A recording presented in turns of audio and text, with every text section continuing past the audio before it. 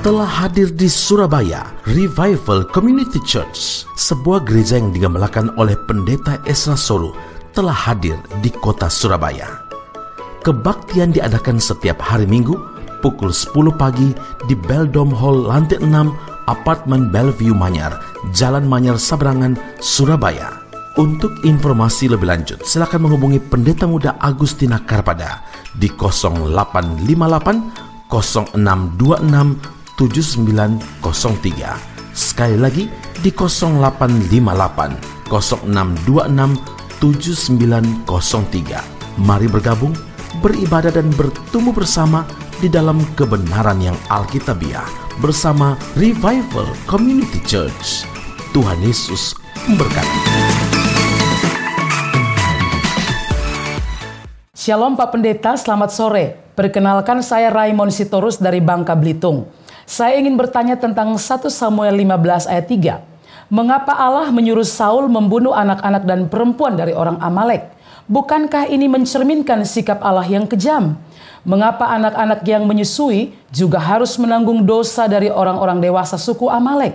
Bukankah lebih masuk akal kalau Allah menurunkan bala atau bencana besar yang memusnahkan semua orang Amalek daripada menyuruh umatnya untuk membunuh manusia lain? Bahkan di ayat 11 dikatakan Allah menyesal karena Saul tidak menjalankan apa yang ia perintahkan. Sebab Saul mengampuni nyawa Agag Raja Amalek itu. Mohon pencerahannya Pak Pendeta. Terima kasih, Tuhan Yesus memberkati. Ya, terus terang ya bahwa pertanyaan ini itu menyangkut persoalan teologis yang sangat kompleks dan juga banyak diperdebatkan di dalam studi-studi Alkitab ya. Nah, namun saya akan mencoba memberikan beberapa pemikiran yang juga mungkin tidak akan cukup memuaskan saudara ya. Tetapi pertama-tama kita harus mencatat bahwa seluruh perintah Tuhan di dalam Alkitab itu harus dipahami dalam seluruh konteksnya, pesannya dalam kaitan dengan karakter Tuhan. Ya. Meskipun ada beberapa perintah yang sukar, seperti yang muncul di dalam teks yang kita baca tadi. Ya. Tetapi secara umum kita melihat bahwa Alkitab menggambarkan sikap Tuhan yang penuh dengan keadilan, penuh dengan kasih, ya, tapi juga penuh dengan kemurkaan terhadap dosa dan sebagainya. Karena Tuhan telah menyatakan bahwa sikapnya, sifatnya itu adalah kasih, keadilan. Maka ketika kita berhadapan dengan cerita-cerita atau fakta-fakta yang sepertinya menunjukkan ketidakadilan dan sikap yang tidak mengasihi, kita tidak boleh terburu-buru untuk menganggap bahwa Tuhan itu memang kejam, tidak kasih. Karena terus terang pikiran kita ini terlalu rendah ya dibandingkan dengan pikiran Tuhan dan hikmat Tuhan. Seperti tingginya ya bumi dari langit, demikianlah pikiran Tuhan. Jadi kita yang melihat sekilas kita merasa bahwa sepertinya Tuhan tidak adil, sepertinya Tuhan tidak kasih di situ. Tapi mustahil itu terjadi karena Tuhan yang kita percaya yang tidak berbohong dan tidak pelin-pelan tidak mungkin menyatakan dirinya kasih dan adil pada saat yang bersamaan melakukan hal-hal yang sungguh-sungguh tidak mengasihi dan sungguh-sungguh tidak adil. Itu mustahil. Jadi yang terjadi adalah bahwa hanya kelihatan tidak adil, kelihatan tidak kasih, dan pikiran kita tidak mampu untuk memahami hal itu. Itu hal pertama yang perlu kita camkan. Hal kedua adalah ketika kita membaca 1 Samuel 15 ayat yang ketiga, yang perlu diperhatikan adalah perintah Tuhan ini ditujukan kepada Saul. Dan itu tidak berlaku umum. Tidak berlaku juga bagi orang lain di dalam Alkitab, apalagi kita sekarang. Penumpasan orang Amalek pada saat itu adalah bagian dari sejarah Israel dan perintah ini ditujukan untuk membawa keadilan atas dosa dan kejahatan yang telah dilakukan oleh bangsa Amalek terhadap orang Israel. Itu kelihatan di dalam Keluaran pasal yang ke-17 ayat 8 sampai ayat 16. Kita lihat ya. Lalu datanglah orang Amalek dan berperang melawan orang Israel di Rafidim. Musa berkata kepada Yosua, pilihlah orang-orang bagi kita, lalu keluarlah dan berperang melawan orang Amalek. besok aku akan berdiri di puncak bukit itu dengan memegang tongkat Allah di tanganku. Lalu Yosua melakukan seperti yang dikatakan Musa kepadanya dan berperang melawan orang Amalek. Tetapi Musa, Harun, Hur telah naik ke puncak bukit. Dan terjadilah apabila Musa mengangkat tangannya, lebih kuatlah Israel. Tapi apabila dia menurunkan tangannya, lebih kuatlah Amalek. Maka penatlah tangan Musa, sebab mereka mengambil sebuah batu diletakkan di bawahnya, supaya ia duduk di atasnya. Harun dan Hur menopang kedua belah tangannya, seorang di sisi yang satu, seorang di sisi yang lain, sehingga tangannya tidak bergerak sampai matahari terbenam. Demikianlah Yosua mengalahkan Amalek dan rakyatnya dengan mata pedang.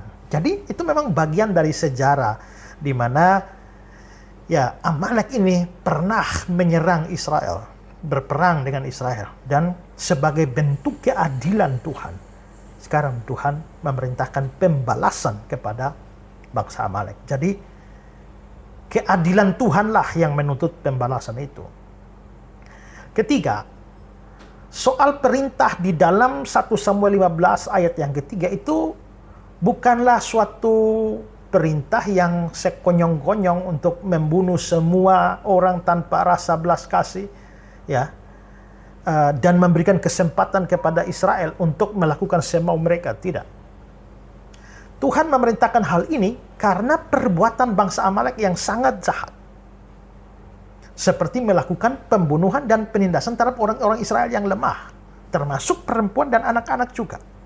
Itu di dalam Ulangan pasal 25, 17-19. Ingatlah apa yang dilakukan orang Amalek kepadamu pada waktu perjalananmu keluar dari Mesir, bahwa engkau didatangi mereka di jalan, dan semua orang lemah pada barisan belakangmu dihantam mereka, sedang engkau lelah dan lesu. Mereka tidak takut akan Allah. Jadi sebenarnya dengan menyerang Israel, mereka menunjukkan rasa tidak takutnya kepada Allah. Ayat 19, maka apabila Tuhan Allahmu sudah mengaruniakan keamanan padamu daripada segala musuhmu di sekelilingmu, di negeri yang diberikan Tuhan Allahmu kepadamu untuk dimiliki sebagai milik pusaka, maka haruslah engkau menghapuskan ingatan kepada Amalek dari kolong langit. Jangan lupa. Nah, di sini Tuhan bertindak sebagai hakim. Karena dosa Amalek, maka Tuhan memang memberikan hukum kepada mereka, dan itu adalah sebuah keadilan. Nah, mungkin masih menyisakan pertanyaan yang juga saya yakin juga mungkin tidak memuaskan, ya. Tapi mengapa anak-anak yang masih menyusu pun perlu dibunuh? Kenapa tidak bunuh orang dewasa saja? Ini memang sukar untuk kita pahami, ya. Tetapi kita harus memahami dari konteks dan kebudayaan atau kebiasaan pada waktu itu, ya. Pada waktu itu, pada masa itu, perang dan penghancuran total terhadap musuh itu adalah sesuatu yang umum terjadi. Ketika bangsa yang satu mengalahkan bangsa yang lain, itu mereka melakukan pemusnahan total. Dalam banyak kasus, anak-anak dan perempuan juga itu menjadi korban di dalam perang. Hal itu memang tidak bisa dibenarkan secara moral, tapi kita bisa sedikit memahami konteks sejarah dan budaya yang berbeda dengan konteks dan budaya sekarang. Ya. Juga kita harus memahami bahwa dalam kehendak dan hikmat dari Tuhan, ada hal-hal yang mungkin sulit dipahami. Tapi bahwa Tuhan melakukan itu, Tuhan mempunyai tujuan dan caranya sendiri di dalam memberikan hukuman kepada manusia. Kita tidak tahu bahwa anak-anak yang menyusu itu kelihatan dari satu sudut pandang itu memang kelihatannya kok aneh, ya, kasihan, ya. Tapi kita juga tidak tahu bahwa seandainya anak-anak itu dibiarkan hidup sampai dewasa, maka berapa banyak kejahatan yang mereka bisa lakukan lagi, dan berapa banyak pemberontakan, berapa banyak penyembahan berhala, berapa banyak penderitaan yang bisa mereka akibatkan atau bawa kepada umat Allah. Dengan kata lain, Tuhan pasti lebih tahu potensi kejahatan yang akan dimunculkan lewat anak-anak itu. Sehingga kalau Tuhan menyuruh membasmi semuanya, Dia tetap adil dan Dia mempunyai hikmat sendiri di dalam semua itu. Seperti saya bilang, mungkin ini problem yang etika yang juga cukup pelik, sehingga seperti saya bilang tadi, mungkin jawaban ini tidak cukup memuaskan kita. Tetapi itu yang bisa saya bagikan bagi kita, bahwa betapa tingginya pikiran Tuhan dari pikiran kita. Tuhan tahu, jauh lebih tahu apa yang Dia lakukan daripada kita. Setahun berjalan, Yayasan Karya Bakti Esra Soru terus beroperasi dalam kegiatan sosial dan keagamaan sesuai dengan visi dan misi yang telah ditetapkan. Program penginjilan melalui media terus dilakukan dengan memproduksi konten-konten rohani berupa acara Esra Soru Menjawab atau program tanya jawab seputar iman Kristen, dan mendukung pembuatan film Suatu Hari Nanti bekerja sama dengan Pijar TV Jakarta dan tim. Aksi-aksi sosial juga terus berlangsung berupa pemberian bantuan logistik, dana pendidikan, biaya kesehatan, dan dana pembangunan. Yayasan KBS juga mulai merintis sebuah program percepatan keaksaraan pada anak melalui program mobil pintar sebagai upaya membangun kemampuan membaca anak usia dini dan sekolah dasar yang diimbangi dengan pengajaran nilai-nilai Kristiani pada anaknya. Kami berkomitmen untuk terus memberikan layanan terbaik dan bertanggung jawab sebagai bentuk syukur kami kepada Tuhan dan pertanggungjawaban kami atas kepercayaan dari semua simpatisan dan donatur setia yang mendukung pelayanan ini melalui doa dan dana. Jika saudara ingin mendukung pelayanan kami, saudara dapat berdonasi melalui rekening yang tersedia atau menghubungi kami melalui nomor berikut ini. Doakanlah kami dan mari melayani Tuhan bersama. Tuhan Yesus memberkati.